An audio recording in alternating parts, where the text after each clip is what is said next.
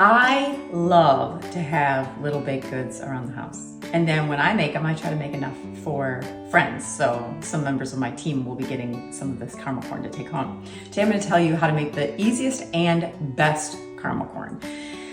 You're gonna need 2 bags of the Cheetos puff corn. Get the butter. You can try it with the cheddar if you want, but I like the puff corn. Sometimes it can be hard to find, but you get 2 bags of this stuff.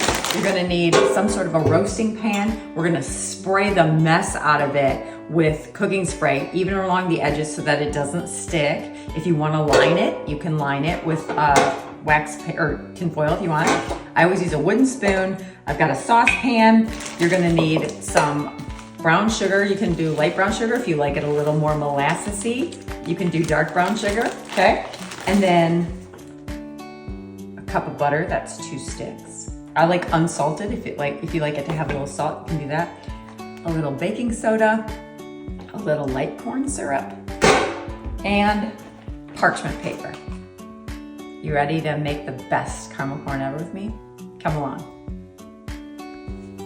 All right, so I'm just gonna take my saucepan. I've got to preheat my oven down here to 250.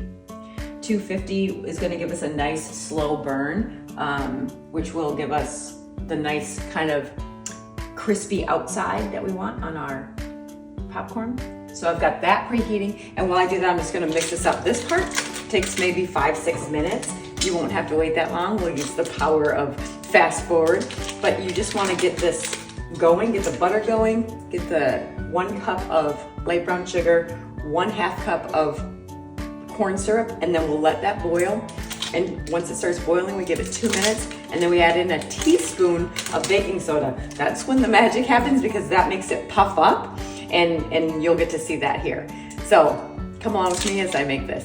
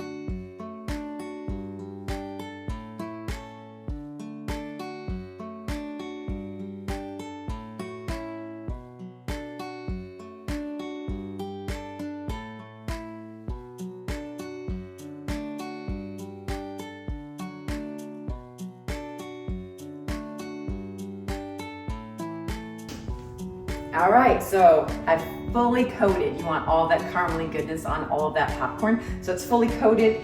My oven is preheated. I'm gonna go ahead and stick this in, and I'm gonna put it in for 15 minutes.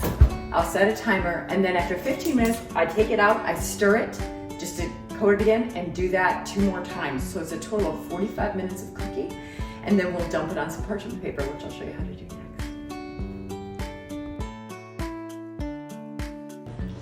All right, the whole house smells amazing. So I'm gonna take out the caramel corn. It's been baking in there for 45 minutes.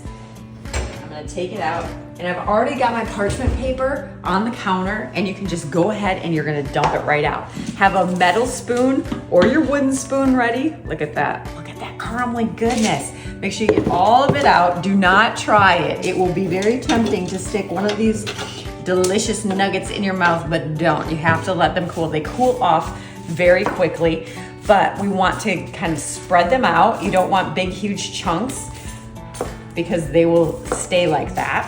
And we want them all separated, and they will cool. They will cool pretty quickly, maybe 10 to 15 minutes. Then after we do that, we will sample some and then stick them in an airtight container, and they will last about 3 to 4 days if you don't eat it all before then, which we absolutely will in this family. All right, they have cooled off. It is really, really tough not to walk by and snag them when they are a little hot. So enjoy. It's so good.